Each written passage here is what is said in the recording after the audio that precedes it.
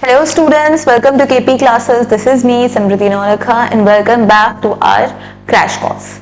So today is day 9, lecture 9 of geography crash course. इसमें हम पूरा syllabus revise करने वाले हैं geography का, ठीक है. So अगर अभी तक आप हमारी WhatsApp और Telegram community का पार्ट नहीं बने हैं, check out the description box. उसमें आपको हमारे दोनों ही channels के लिंक मिल जाएंगे ताकि आप informative videos, daily quizzes, CUBT and board से रिगार्डिंग कोई भी नोटिफिकेशन आती है तो उससे आप सबसे पहले वाकिफ रहें.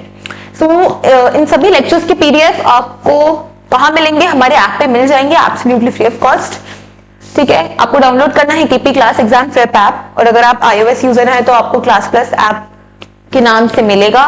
फ्री मटेरियल पे जाएंगे, document section, you will be getting all the PDFs of all these lectures. So today is day 9 and we are going to discuss population distribution, density, growth and composition. Let me remind you, आप अपनी CUBT की preparation को और भी अच्छे से boost कर सकते हैं हमारे उड़ान बैचेस का पार्ट बनके. ये बैचेस स्पेसिफिकली आपके लिए लॉन्च किए जाएंगे जिसमें आप अपने domains including language and GT complete कर सकते हैं. कैसे? इस उड़ान बैचेस का पार्ट बनके विद इन 4999 जिसमें आपको personalise mentoring, performance tracking, live classes and regular mock test and regular feedback, और हम मोर देन 1000 से भी ज्यादा एमसीक्यूज हमारी लाइव क्लासेस में क्या करेंगे? सॉल्व भी करेंगे. एंड सिर्फ जीटी एंड लैंग्वेज के लिए भी हमारा Sarathi batch in just 2999. These are the books that you will be getting from our side. These book contain more than 1200 MCQs. Exam देने से पहले आप 1200 MCQs भी रिवाइज करके जाने वाले हैं. So let's get started with population distribution, density, growth and composition. So India is the second most populous country after the China in the world. And कितनी population है? 2011 के सेंसस के अकॉर्डिंगली 1210 मिलियन population है. This is as per your NCERT. लेकिन अगर बात करें, India ने चाइना को अभी सरपास कर दिया है as per the Google. So India population larger है. टोटल पॉपुलेशन अगर हम नॉर्थ अमेरिका, साउथ अमेरिका और ऑस्ट्रेलिया तीनों ही कॉन्टिनेंट्स की पॉपुलेशन को मिक्स कर ले, मिला ले, तो एक अकेले इंडिया की पॉपुलेशन बनती है. So population data are collected through the census operation जो 10 साल में होता है. इस बार 2021 में सेंसस वो suppose to held but due to COVID वो नहीं हो पाया. अब डिस्ट्रीब्यूशन ऑफ पॉपुलेशन की बात करें, इंडिया में कहीं हाईली अनइवन पॉपुलेशन डिस्ट्रीब्यूशन देखने को मिलता है बिकॉज ऑफ बहुत सारे फैक्टर्स है. लैंग्वेज हो जाता है, टेरेन हो जाता है, क्लाइमेट हो जाता है, सॉइल हो जाता है, सो मेनी फैक्टर्स, ठीक है. यूपी अभी भी largest share of population hold करता है. सेकेंड नंबर पे महाराष्ट्र है, बिहार एंड वेस्ट बंगाल है, ठीक है. ये सारी states they account for 76% of the population. सारी स्टेट्स याद करने की जरूरत नहीं है, नहीं पूछा जाएगा. दूसरे यूनियन टेरिटरीज की बात, स्टेट्स की बात करें, उस टाइम पे Jammu and Kashmir wasn't a state, it wasn't a union territory, it was a state. So JNK Arunachal की पॉपुलेशन कॉन्स्टिट्यूट्स 0.11%, उत्तराखंड की 0.84%, ठीक है. इनफैक्ट इनका जो एरिया है काफी ज्यादा लार्ज है, still they constitute little bit less population. So factors क्या है? एक तो फिजिकल फैक्टर्स, क्लाइमेट बहुत ज्यादा इंपॉर्टेंट हो जाता है. लोग माउंटेन्स पे रहना पसंद नहीं करते, प्लेन एरियाज पे रहना पसंद करते हैं. Then socio economic historical factor, एक सदियों से चलता आ रहा है कि इन जगहों पे सेटल्ड एग्रीकल्चर है, हम इस जगह से वाकिफ है, we don't want to leave that place because of historical factors. Then people settle in areas with favorable terrain, climate, वो उनको सूट करता है. Then employment आ जाता है, urbanization आ जाता है, ट्रांसपोर्ट, कम्युनिकेशन, ये सारे फैक्टर्स रिस्पॉन्सिबल होते हैं किसके लिए? पॉपुलेशन के डिस्ट्रीब्यूशन के लिए. अब डेंसिटी एक न्यू टॉपिक, इसका मतलब number of person per unit area. एक पर्टिकुलर स्क्वायर किलोमीटर के एरिया में हम उस जगह में कितने पर्सन्स को अकोमोडेट कर सकते हैं, तो वो आ जाता है डेंसिटी ऑफ द एरिया. सो अभी कितना है? 2011 के सेंसस में हम पर स्क्वायर किलोमीटर में कम से कम 382 पर्सन्स को अकोमोडेट कर सकते हैं, ठीक है. अगेन ये भी स्टेट टू स्टेट डिपेंड करता है. 17% की डेंसिटी अरुणाचल में देखने को मिलती है और 11,320 हमें कहां देखने को मिलती है? एनसीटी दिल्ली. एंड बिहार की हाईएस्ट डेंसिटी आ जाता है किधर 1106% किलोमीटर। तो all these 3 are important for your board MCQs. Then hilly rugged desert areas, यहाँ पे लो डेंसिटी होती है क्योंकि टेरेन और हार्श क्लाइमेट होता है। फिर बात करते हैं to get a better insight to the human land ratio in terms of the pressure of the population the total cultivable land. So physiological and agriculture densities भी काफी ज्यादा होती है क्योंकि मोस्टली लैंड किसमें टर्न हो चुका है, एग्रीकल्चर में टर्न हो चुका है, तो डेंसिटी रिड्यूस हो जाती है। सो फिजियोलॉजिकल डेंसिटी की बात करें, total population upon net cultivated area and total agriculture population upon the net cultivable area. Agriculture population include cultivators, agriculture labourers and their family members. अब growth of the population. What is growth of the population? It is the change in the number of people living in a particular area between 2 points of time.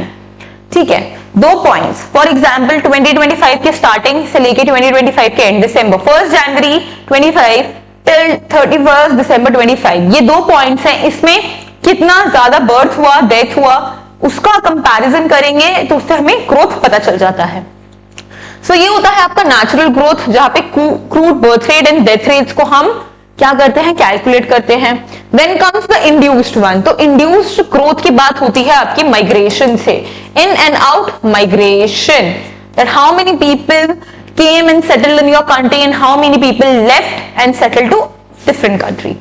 So decadal annual growth rate of population in India, ये काफी ज्यादा high है, steadily increase हो रही है and annual growth कितनी है, 1.64% है। तो हर साल 1.64% हमारी पॉपुलेशन क्या हो रही है, इंक्रीज हो रही है। अब पॉपुलेशन की बात करें, हम 4 स्टेजेस में इंडिया की पॉपुलेशन को बढ़ते हैं। पहला फेज आ जाता है, this is straight away your 5 marker question. So phase 1 of 20 years from 1901 1921, यहाँ पे क्या था, BR जो बर्थ रेट है वो हाई थी, DR वो भी हाई थी, ठीक है। Poor health care facilities and illiteracy की वजह से कॉन्ट्रासेप्टिव्स नहीं थे, अवेयरनेस नहीं थी, poor sanitation, all these factors related to these two. तो बर्थ्स भी ज्यादा हो रहे थे लेकिन डेथ्स भी ज्यादा हो रही थी for the first 20 years. Next for the next 30 years, इसको हम स्टडी ग्रोथ कहते हैं।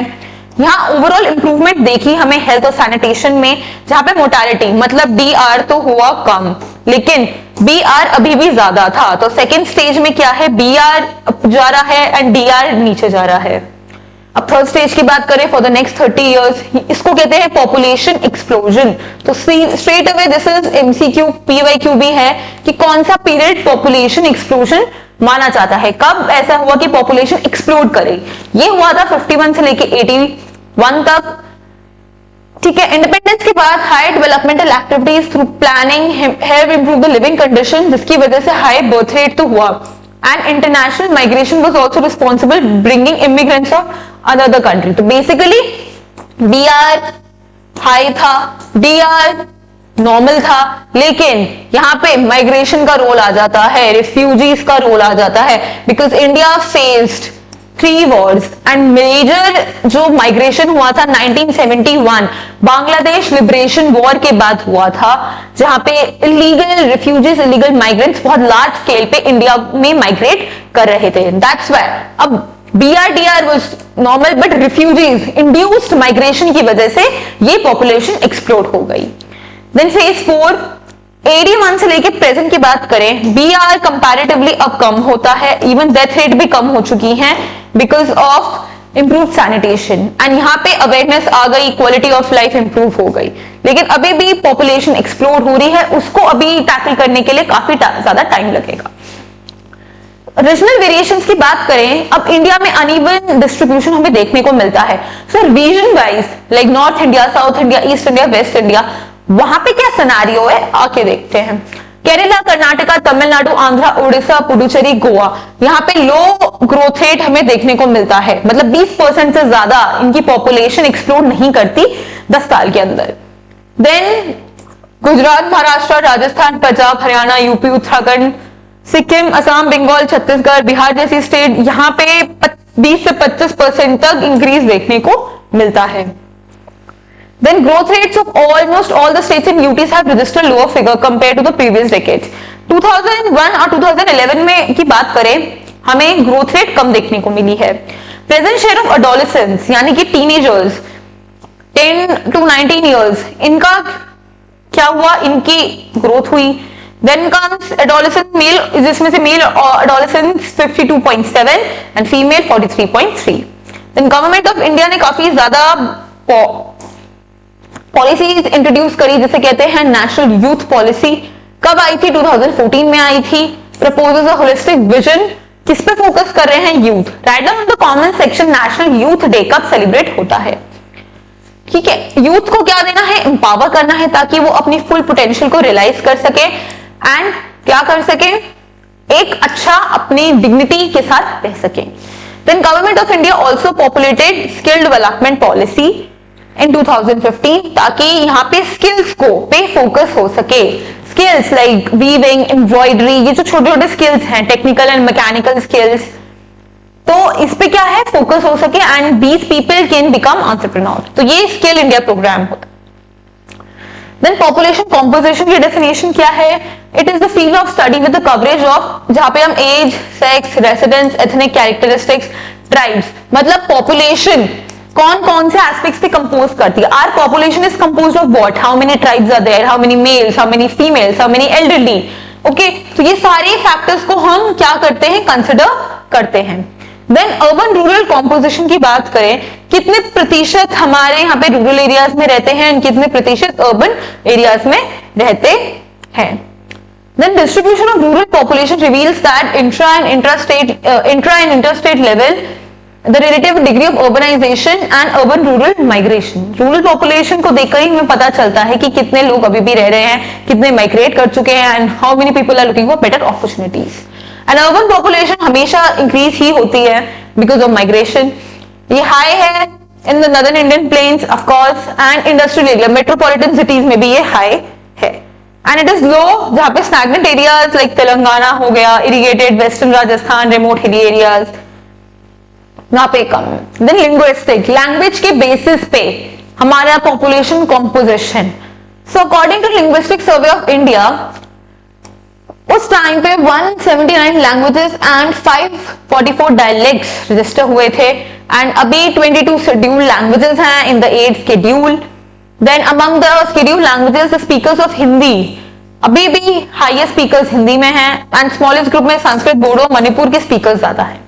Speakers of major Indian languages belong to the 4 language, जो मेजॉरिटी स्पीकर 4 लैंग्वेज बोलते हैं. कौन कौन से? Austric, Dravidian, Sino Tibetan and Indo European language. अब रिलीजियस कॉम्पोजिशन की बात करें, इंडिया में ह्यूज बेसिस पे, रिलीजन के बेसिस पे पीपल आर सेटल्ड.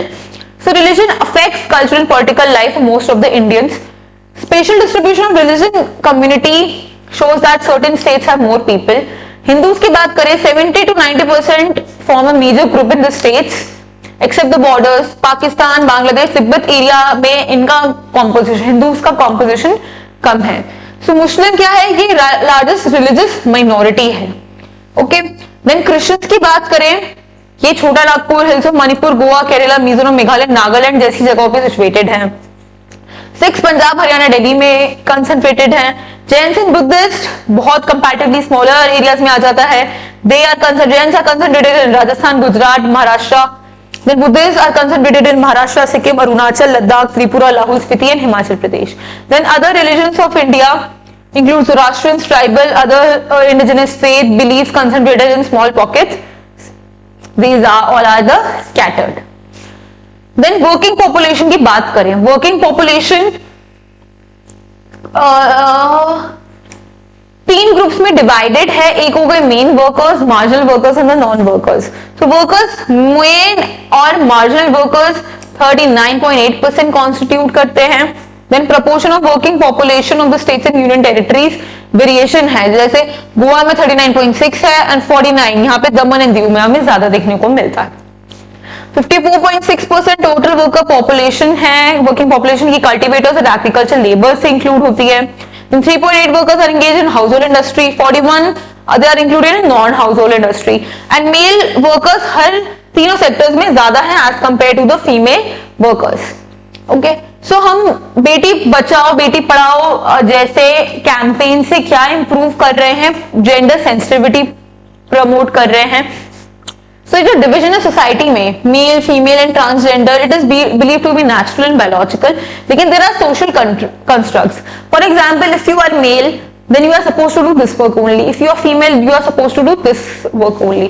तो ये हमारी सोसाइटी ने बनाया.